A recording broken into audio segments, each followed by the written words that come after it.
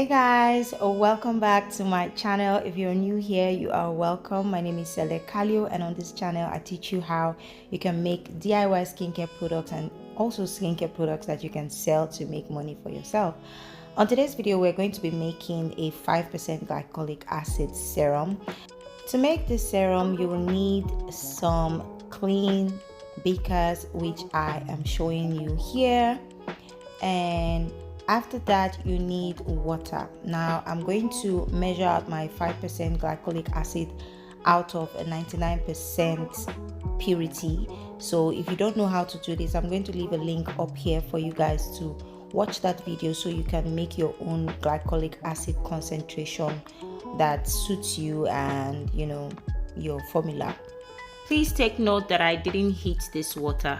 And from this 99.9%, I have made a 5% solution for this recipe.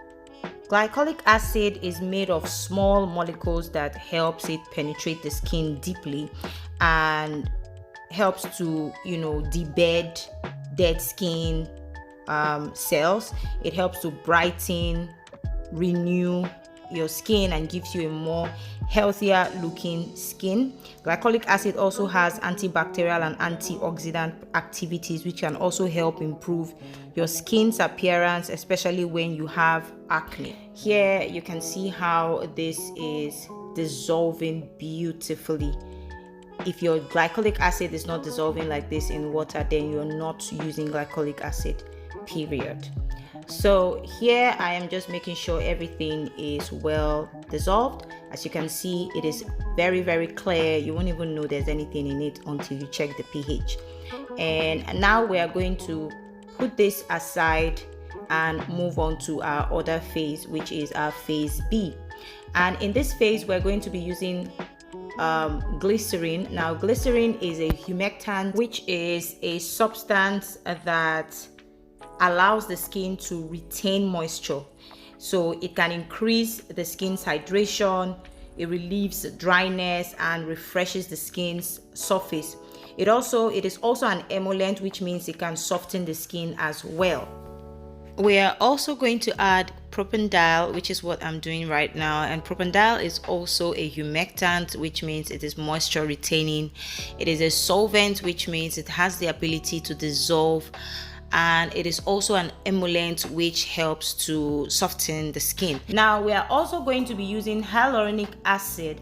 Now I am using a high molecular weight hyaluronic acid. I know that's a mouthful. I'm using this particular hyaluronic acid because of its gelling effect.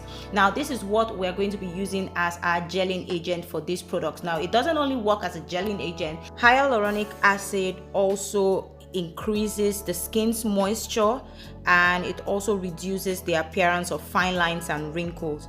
It is also very good for soothing redness on your skin, helps with dermatitis, and also gives your skin a good elasticity.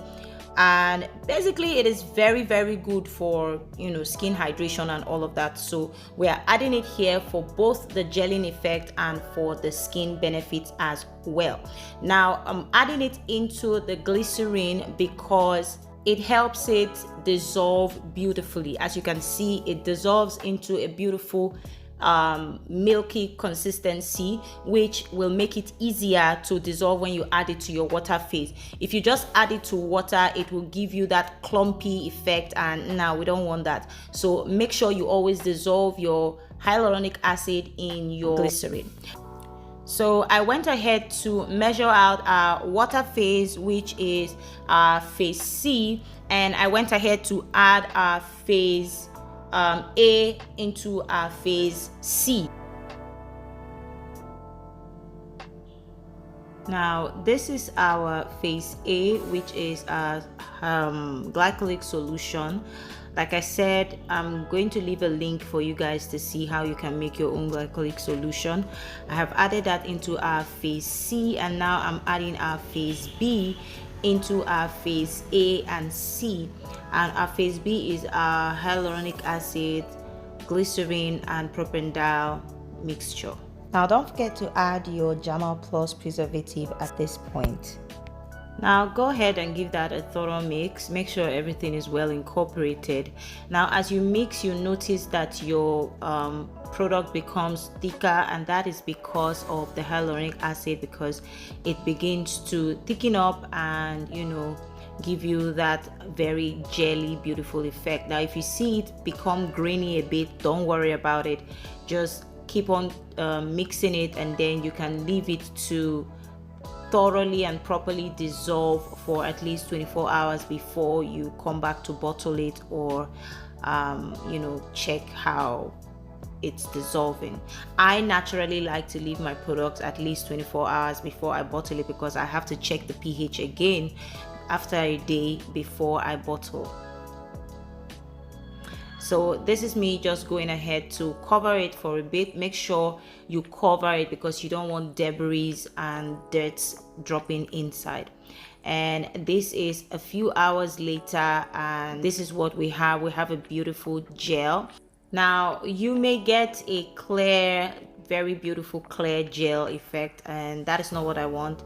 So yeah, so we're going to go ahead to check the pH of this product. The pH is around 6, is around 5.56. so you want your serum to be around 5 to 5.5. If you get something too high, you can go ahead to adjust the pH. Now I'm going to add a little color, and this is a mica color just for aesthetic purpose. You can leave your serum like this, but I just wanted to play around with colors a bit just to see what it looks like, and that is why I used a small amount of the formulation of the product just to see, so that I know if I like it or not. And of course I loved it, and I decided to go ahead and add the mixture that I'm doing now into the main batch to create a very beautiful soft pink effect. It looks so beautiful, and I think this is the signature color I'm going to be using for this product. It is very, very beautiful. Now if you want to learn about your pH, you want to learn about the basics of formulation and how you can create nice formulas on your own, you would definitely want to get our ebook. If you would like to go further and advance and learn about new ingredients, new recipes that are very effective, then you definitely want to buy our courses. If you want more information, use the link in the description bar to get to us on WhatsApp, and we will attend to you as quickly as we can. Now this is the most beautiful looking product that I have made in a long time. Like, see how beautiful this looks. I love how it looks, and I went ahead to check the pH again off camera, and then I came back and I'm going to store it in this glass container. Make sure you're storing these products in glass, okay? If you're making glycolic products, AHA products, make sure you're storing them in glass containers. And this is what the product looks like. It is so beautiful, and I want to thank every one of you for staying with me. We reached 20K. Thank you so much, guys. I love you guys so much, and I'll see you guys definitely in my next coming video. Bye.